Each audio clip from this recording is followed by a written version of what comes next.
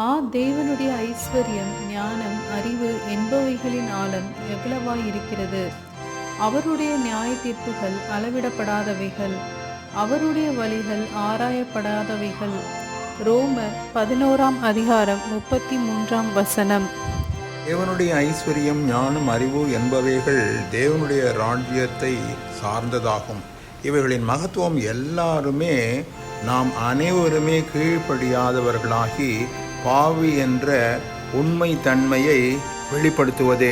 ஆனால் மனிதனுடைய ஐஸ்வர்யம், ஞானம், அறிவு என்பவைகள் உலகத்தை சார்ந்தது. இவைகளுக்குள்ள வித்தியாசம் என்ன?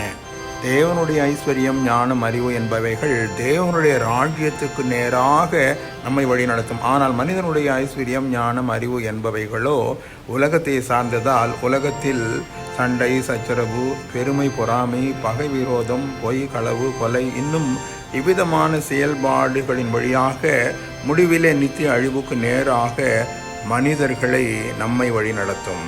தேவனுடைய ஐஸ்வர்யம், ஞானம், அறிவு இவைகளின் மகத்துவத்தை, மேன்மையை, விசேஷித்த மனித புரிதலுக்கு அப்பாற்பட்ட இந்த குணாதிசயங்களை அறிந்து கொள்ள தேவ கிருபை மாத்திரமே தேவை. தேவகுமாரரின் ஐஸ்வர்யம் அளவில்லாதது, அறிவு கட்டாதது. நம்மை ஐஸ்வர்யவான்களாக்க அவர் தரித்திரம் தேவை. அவர் ஐஸ்வர்யம் அல்ல, அவருடைய தரித்திரம் நமக்கு தேவையாயிற்று. ஆகவே அவர் தரித்திரராக மாறி தம்மை தாழ்த்தி இந்த உலகத்திலே வெளிப்படுத்த வந்தார். தேவனுடைய ஐஸ்வர்யம் அல்ல, தரித்திரமே நம்மால் புரிந்து கொள்ள முடியாத ஐஸ்வர்யத்தை தருகிறது.